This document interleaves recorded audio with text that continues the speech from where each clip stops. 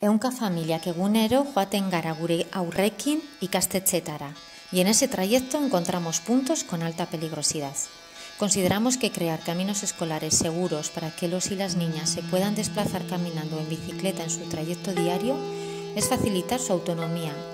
Se trata de educarles en valores tales como la sostenibilidad en la movilidad, reduciendo el uso del vehículo privado, mejorando la calidad del aire, el medio ambiente y la seguridad vial infantil. Gainera, oinez ibiltzeko jarduera sustatzean, obesitatea eta sedentarismoa murriztu daitezke. Hau gizarteko ahulenak defendatzea eta babestea da.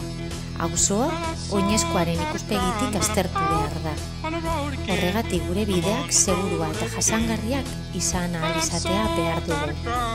Gure bideak denontzako segurtasuna. Vota por nuestro proyecto.